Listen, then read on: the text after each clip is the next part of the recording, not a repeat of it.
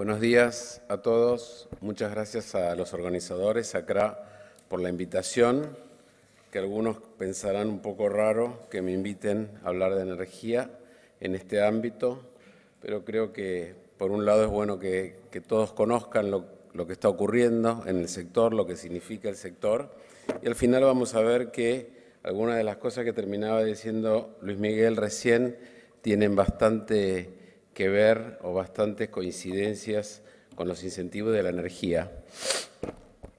Haciendo una breve historia, durante muchas décadas la energía fue uno de los motores del crecimiento económico de nuestro país. Primero fue para lograr el autoabastecimiento. Las importaciones de petróleo, las importaciones de combustibles eran un drenaje en nuestra balanza comercial.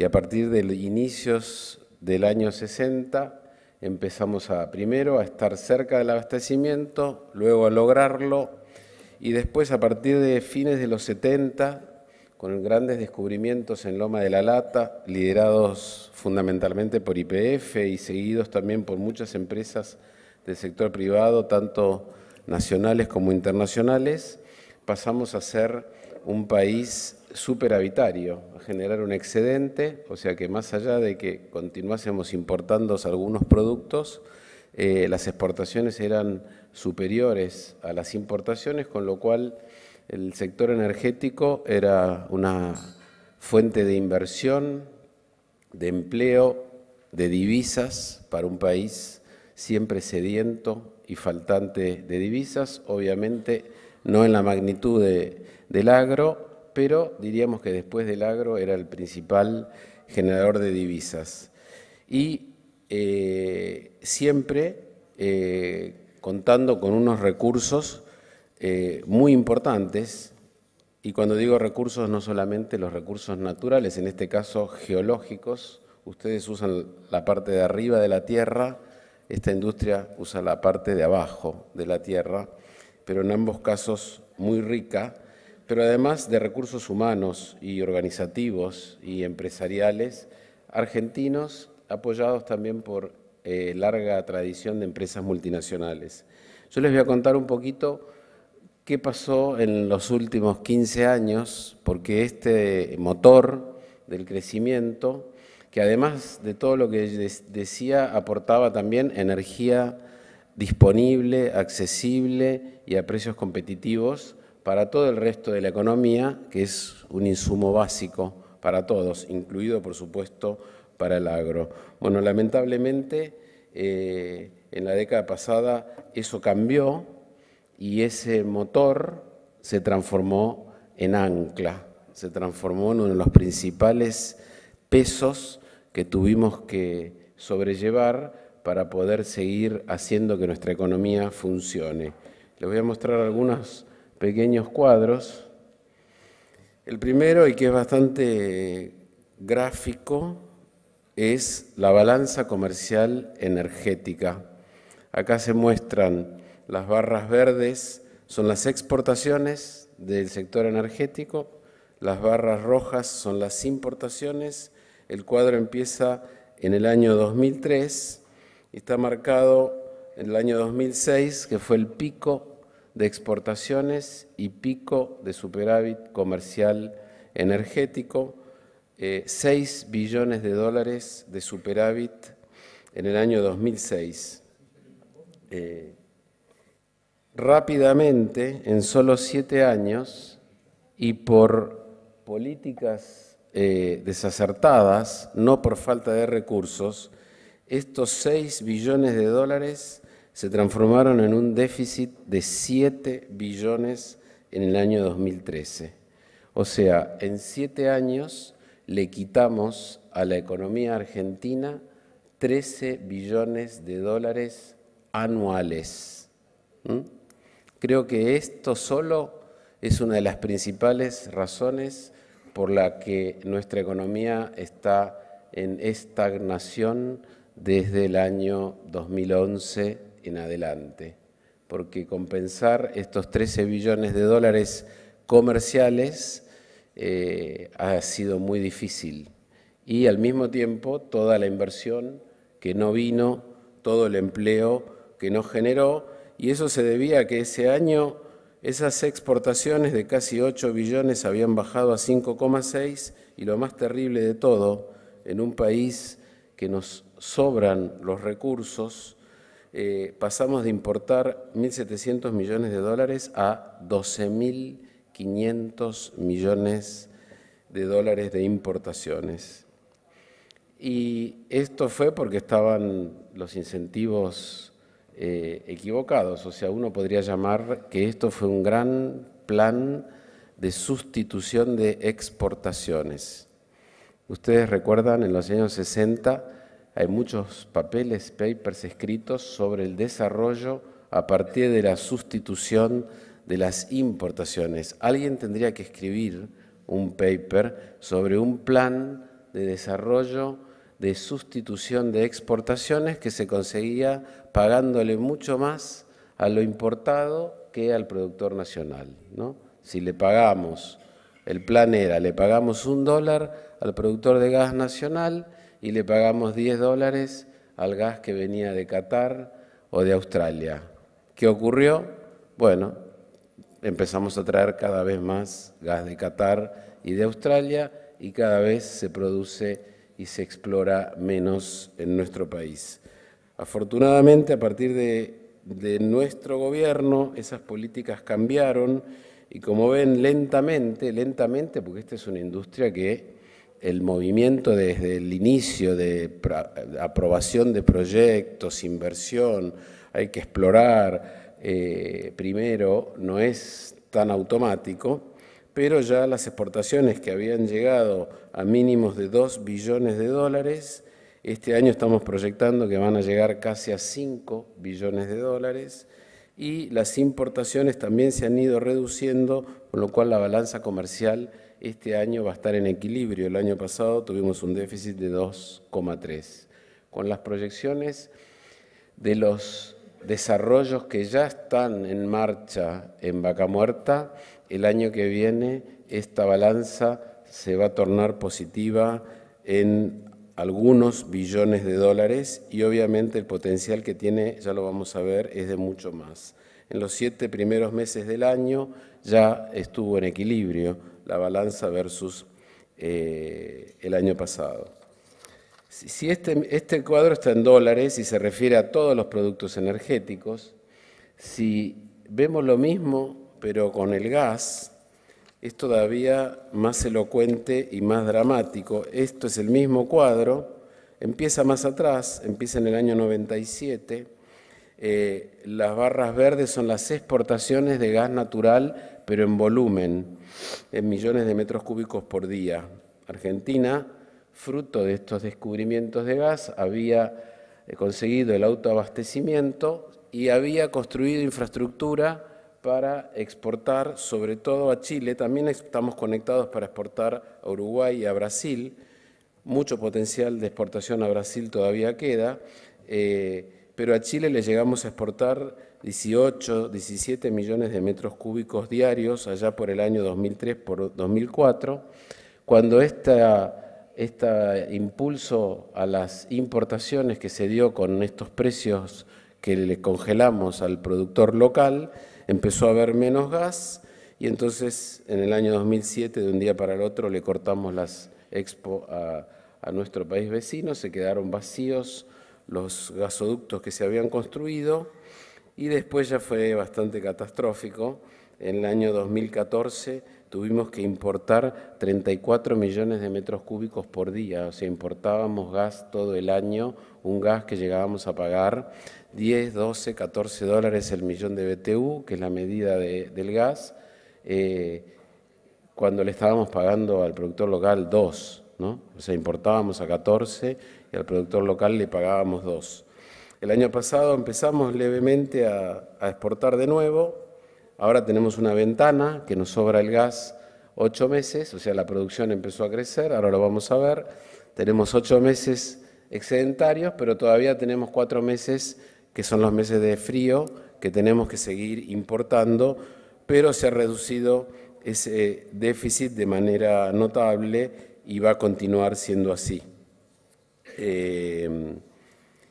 Por otro lado, otra de las políticas que se tomó es que a pesar de que los precios a los productores no respondían a las paridades internacionales, tampoco los pagaba la demanda, los que lo usaban, sino que parte de ese precio era pagado desde el Tesoro, lo que generó déficits fiscales muy importantes. Este es el déficit fiscal de subsidios energéticos.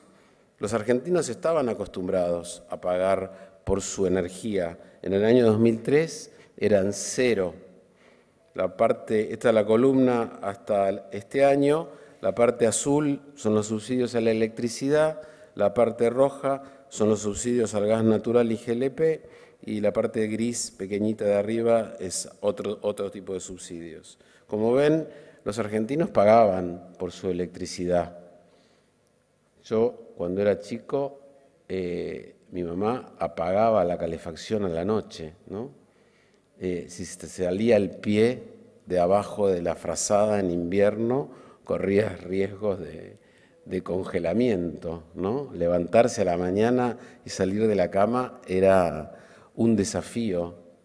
Y mi padre me perseguía y nos perseguía a mis hermanos para que apaguemos la luz cuando no estábamos en algún cuarto, ¿no? Que no dejásemos todas las luces prendidas. Había una conciencia, y lo mismo en las empresas, ¿no? Había una conciencia de ahorro energético porque era algo que costaba y lo pagábamos. Y los subsidios eran cero en el mismo momento que teníamos aumentos de la producción, aumento de las exportaciones, aumento de la inversión en infraestructura. Argentina tiene una gran infraestructura en el sector energético, pero bueno, se decidió que eso no tenía que ser así y llegamos a 3,5 puntos del producto solamente de déficit fiscal por causa de los subsidios energéticos en el año 2014. Con mucho esfuerzo de la población estamos llegando a que eso se transforme en algo más de un punto. Más o menos la mitad sigue siendo gas, la mitad electricidad, pero cada vez está cubriendo una mayor parte de los costos la misma demanda. Y usufructuando precios, aún los sectores que ya pagan el 100%, porque estos subsidios están concentrados en los sectores, en las familias, en los sectores domiciliarios. Los sectores empresarios pagan lo que cuesta la energía. Seguimos teniendo costos de todos los tipos de energía sustancialmente menores para las empresas que los que tienen nuestros países vecinos. Y en el futuro hasta podrán ser menores si continuamos el camino de seguir desarrollando los recursos que tenemos. Por ejemplo, para mostrar este plan que yo les había contado, este es el precio del gas natural que reciben los productores de gas natural en Argentina. Se había congelado en alrededor de $1. Este cuadro empieza en el 2012 y está en dólares por millón de BTU. En el año 2012 ya la administración anterior había tomado nota que de continuar con esa política cada vez el déficit comercial y el déficit fiscal iba a ser mayor, con lo cual empezó cierto aumento del precio de los productores locales. En el año 2012 los productores locales llegaban a cobrar casi $2 por millón de BTU, casi todo de la demanda privada. Pero también se dieron cuenta que eso no era suficiente para poder incentivar la producción y revertir una caída que llevaba más de una década de producción tanto de gas como de petróleo, con lo cual empezaron planes de subsidio a la oferta, ¿no?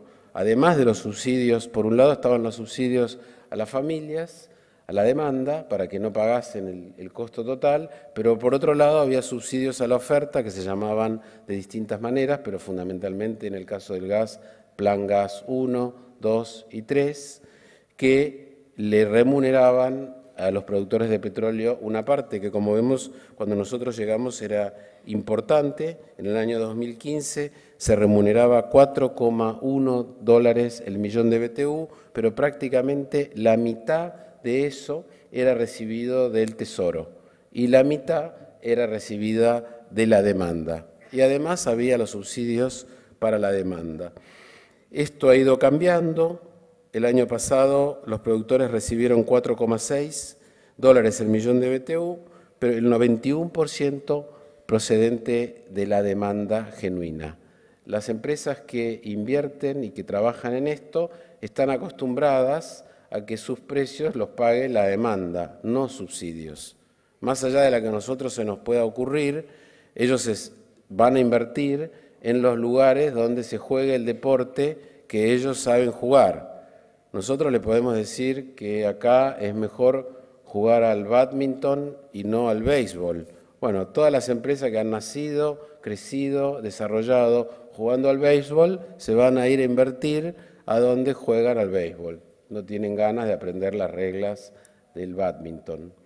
Y eso es lo que venía ocurriendo, pero ya este 91% de la demanda genuina hace sentir cómodos como para poder saber que sus inversiones no van a depender del programa de subsidio de turno, sino de precios competitivos. Y además, ese 4,6, a pesar de que no está totalmente liberado el precio, como nos hubiese gustado llegar, si uno hace la cuenta entre los 8 meses de excedente en la producción de gas que tendría que tomar el precio de paridad de exportación y los 4 meses que somos deficitarios y que tenemos que importar, piensen que el gas que importamos, hoy lo importamos a $6–7, el gas que exportamos lo exportamos a $4, porque el gas tiene un proceso para poder ser exportado que tiene un costo muy alto a diferencia del petróleo. Por eso hay tanta diferencia entre la paridad de exportación y la paridad de importación,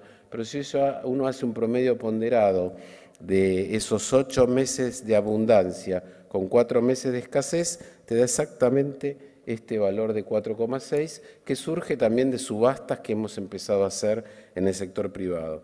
Este año será 4,5, quizás un poquito menos va a ser después de los últimos acontecimientos, con el tipo de cambio, pero de vuelta 90% del lado de pagado por la demanda.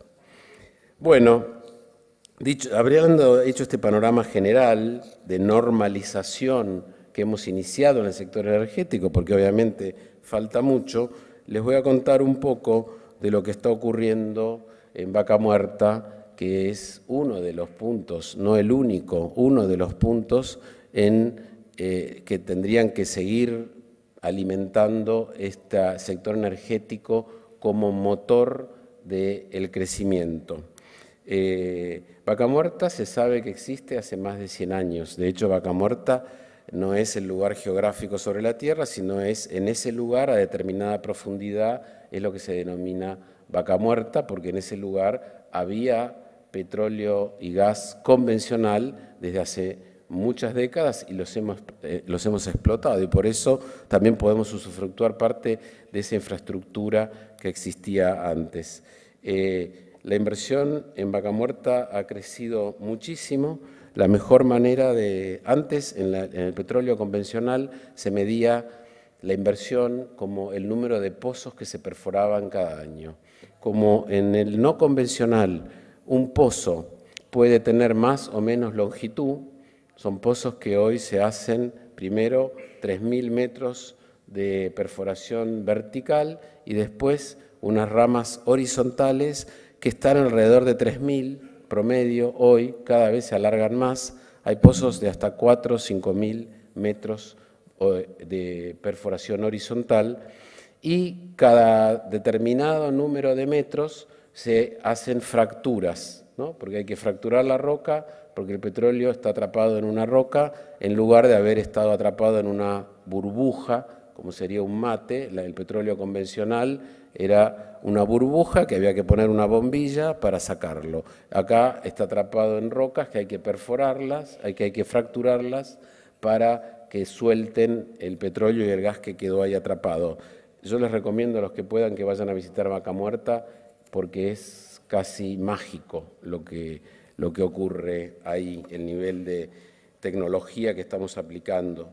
Tecnología que estaba disponible desde hace 10 años, o sea, estas caídas que vemos y la subida que vamos a ver ahora de la producción no se debe a que apareció una tecnología nueva. Es verdad que apareció esta tecnología nueva, pero apareció hace más de 10 años, ¿no?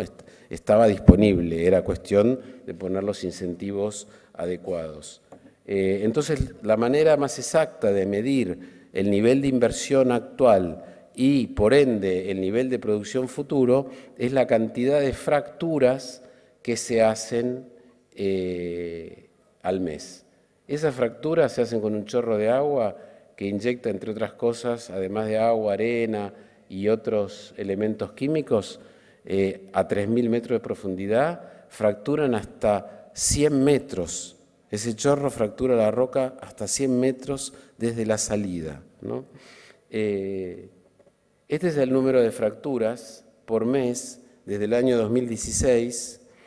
Cada color es una empresa diferente. La azul es YPF. Como verán, en el año 2016 casi todas las fracturas las hacía YPF y en promedio en el año 2016 eran 143 fracturas mensuales. En el 2015 habían sido menos de 100. A partir de ahí vemos dos cosas, que todos los años crecen el número de fracturas, 73% de crecimiento en el 17, 62% de crecimiento en el 18, 43% de crecimiento en los 8 meses de este año, con lo cual este año llevamos un promedio mensual de 575 fracturas por mes, frente a las 90 que había en el 2015, con lo cual se ha multiplicado por 6, pero aún también más valioso es que ahora hay unas 10 empresas que operan. YPF sigue teniendo ahora el 40% del total, pero este número de fracturas está realizado por 10 empresas, muchas de ellas de la mayor calidad mundial. Y además de realizar cada mes, se ven el mes pasado, agosto, que lo recibimos ayer, casi estamos de vuelta en el récord de 700 fracturas mensuales. La productividad, el aprendizaje que se ha hecho ha sido muy importante. Este cuadro es un poco difícil de entender porque hay un montón de rayitas, son de distinto color cada año, cada año representa el año de inicio de cada pozo y en el horizontal están los meses que pasaron desde que empezó la producción de ese pozo, ¿no? Entonces, las más largas son las del 2012, que son grises, que llevan 72 meses operando, y ese es el eje vertical, la producción acumulada. Como ven, cada año se van empinando más las curvas, miren las del 2017, esto es fruto del aprendizaje que se ha realizando y hoy estos niveles de productividad, de producción por pozo son iguales que los de Permian, que es la región de Estados Unidos emblemática, ¿no? Una de las regiones emblemáticas del no convencional. Esto es la producción de petróleo y gas de los últimos 12 meses. Yo les había dicho que llevábamos como 15 años de declino. Argentina llegó en algún momento a producir 800.000 barriles de petróleo diarios. El último mes sobrepasamos los 500.000 después de mucho tiempo. La parte verde es el petróleo. Ahí se ve 505.000 barriles por día este mes, con un crecimiento del 4,4% anual. El cuadro está dividido en la parte oscura, que es lo convencional, y la parte verde más clara, que es lo no convencional, tiene un declino, el convencional va cayendo 3% al año y el no convencional está creciendo al 53% y ya representa el 19% del total de la producción, todavía el 81% es convencional. Si nos vamos al shale, que es vaca muerta, el crecimiento es del 62% y como verán, la curva es muy empinada. El mes pasado se produjeron en vaca muerta 87.000 barriles de petróleo diario, vamos a terminar el año arriba de 100.000. Todo este petróleo excedente, su destino es el mundo. Argentina hoy se autoabastece de petróleo, las tres refinerías importantes, las tres más importantes, que son por arriba del 95% de lo que se refina, están al tope de capacidad, con lo cual este petróleo tiene que salir exportándose. Este año ya hubo 2 exportaciones de petróleo liviano. Argentina exporta petróleo pesado siempre del Golfo de San Jorge, porque ese petróleo no se puede procesar en nuestras refinerías. Ya hubo 2 exportaciones de petróleo liviano y en lo que termina del año va a haber más. Y ahí podemos usufructuar la infraestructura del pasado porque hay oleoductos ociosos, los que antes se usaban para sacar el petróleo convencional de esa misma área. Tenemos uno que va a Bahía Blanca y otro que va a Chile, que se está rehabilitando y que no necesitamos nueva infraestructura, por lo menos por los próximos 2 años. En gas natural es más o menos lo mismo, un poquito más marcado, 9,3% de aumento de la producción de gas, 34% la no convencional, 5% caída de la convencional, ya lo no convencional representa el 44% de la producción y el shale, que es vaca muerta, 94% y como verán la curva también es impresionante. Hoy la inversión está yéndose de gas a petróleo porque tenemos restricciones de transporte, ya no se puede, ya está a tope los gasoductos que traen gas desde Vaca Muerta hacia el centro del país. El último gasoducto troncal que se construyó fue en el año 1988 y estamos lanzando la licitación para un nuevo gasoducto que va a unir Vaca Muerta primero con Saliqueló para conectar con el que viene de Bahía Blanca, que tiene capacidad ociosa, y después con alguna parte alrededor de San Nicolás, para seguir reemplazando las importaciones de LNG que seguimos haciendo. Me dicen que tengo poco tiempo. También hubo un proyecto muy importante de renovables, 147 proyectos con el Renovar, 34 con el Mater, un aumento de potencia de 4.400 megas con uno y 1.000 con el otro. Hoy ya hay 42% en operación comercial, 98% en construcción. Esto es una inversión de alrededor de 7.000 millones de dólares y que está distribuida por todo el país. Este mapa, el de la izquierda, muestra la intensidad del sol, el otro la intensidad del viento y como siempre tenemos la mayor intensidad del sol del mundo en algunos lugares y la mayor intensidad del viento del mundo en otros lugares. Tenemos que aprovecharlo. Una reflexión, cuando yo le pregunto a las mayores empresas que vienen a invertir en Vaca Muerta por qué lo hacen, porque hoy de una veintena de países que está probado que tienen recursos no convencionales en cantidad, hay solo 3 países que los están explotando, que son Estados Unidos, Canadá y la Argentina.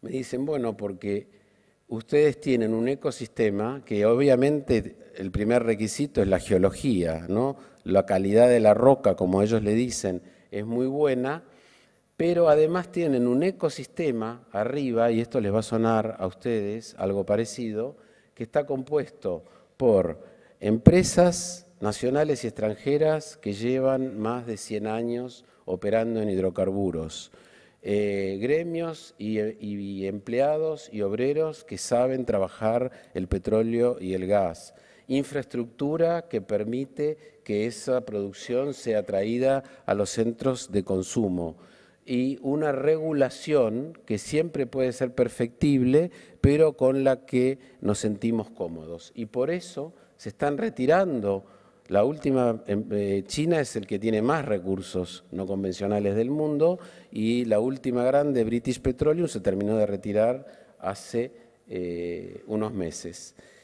Con lo cual no solamente tenemos el recurso geológico, sino que también tenemos todo esto y tenemos universidades que producen ingenieros de petróleo y todo eso hace que exista la capacidad de transferir la última tecnología que se está usando en Estados Unidos a la Argentina. Hoy hay un continuo intercambio de empleados de las empresas argentinas con las empresas en Houston para intercambiar avances tecnológicos. Y hay algo que se parece bastante a la agricultura o a la ganadería, que no compiten entre ellos, porque tendríamos que poder formar los grupos CREA de vaca muerta, ¿no? No están tan acostumbrados esas empresas, pero hay un intercambio de información que les sirve a todos.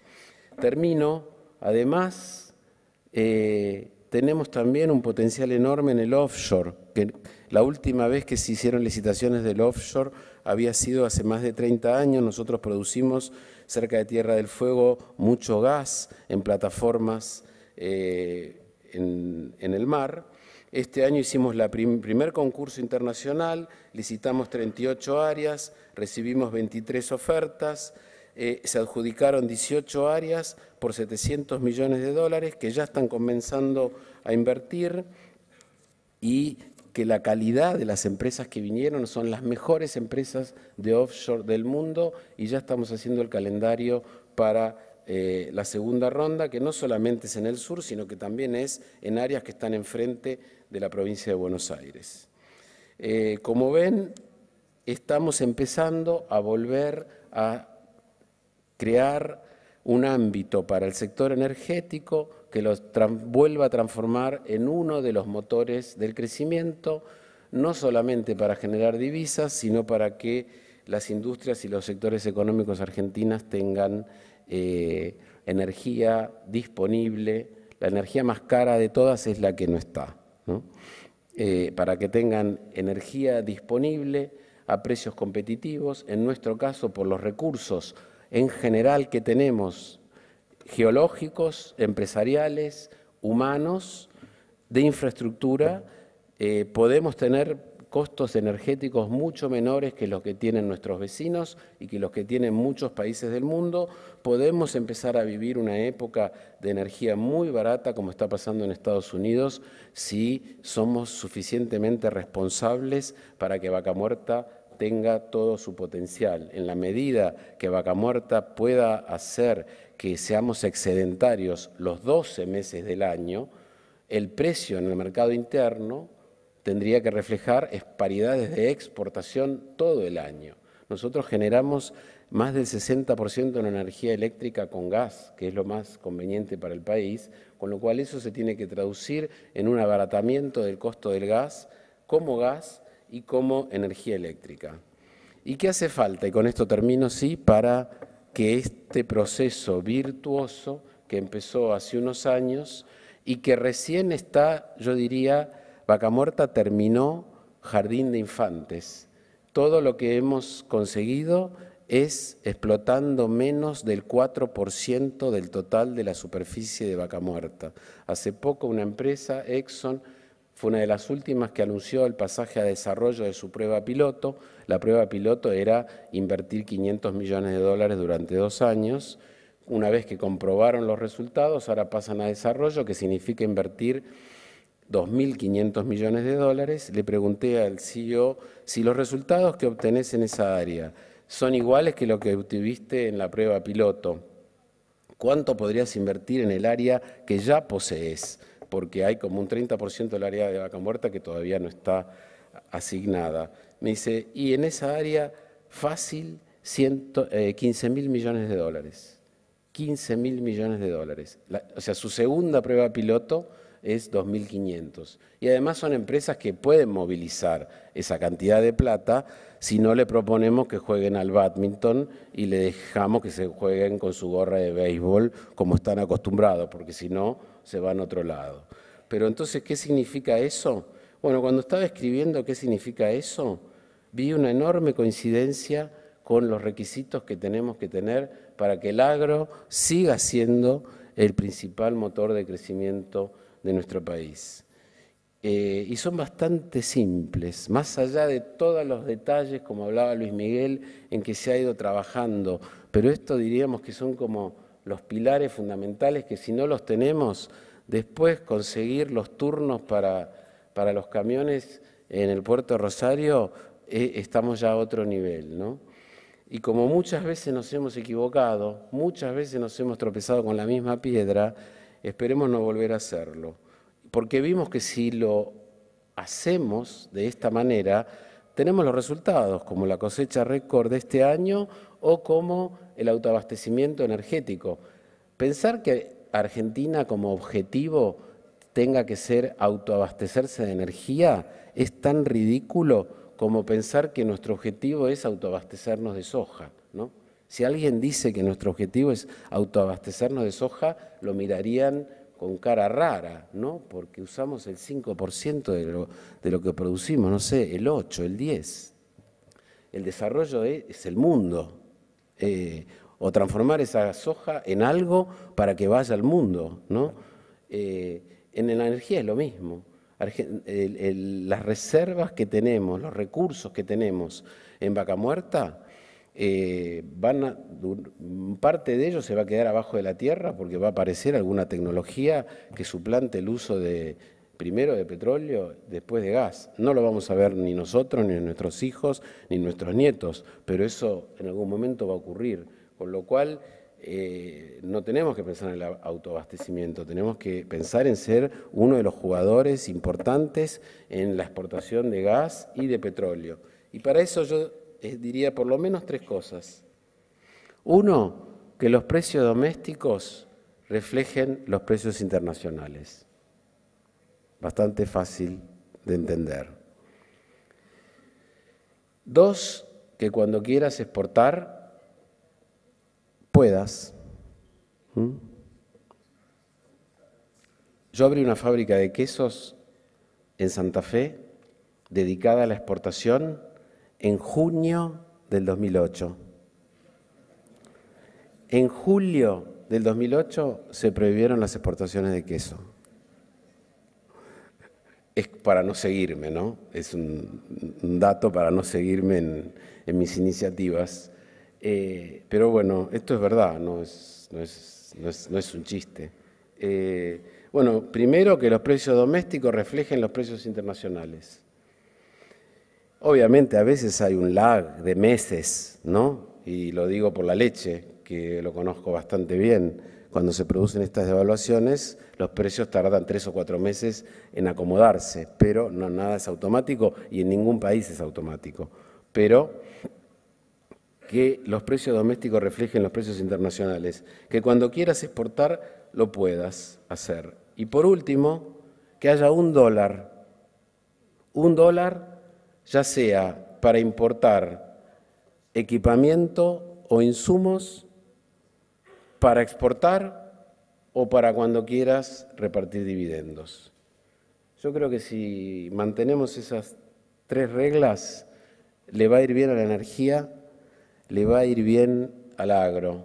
Nosotros tenemos, nuestra historia casi la podríamos describir como el desarrollo económico viviendo de las vacas muertas, ¿no?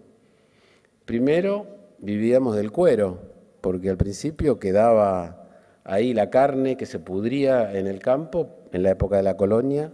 Lo primero que empezamos a usar de las vacas fue el cuero. Después empezamos con los saladeros y a exportar tasajo. Después un francés inventó el buque frigorífico y empezamos a abastecer a la clase media inglesa y europea de carne enfriada. Y después vino todo lo que vino, ¿no?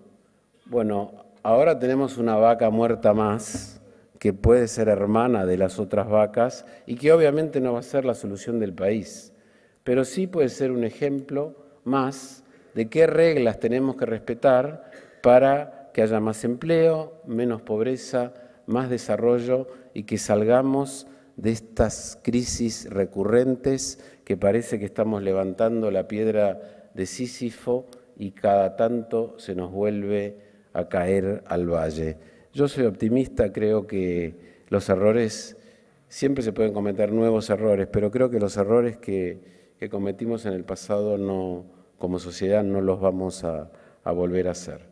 Así que muchas gracias por la atención.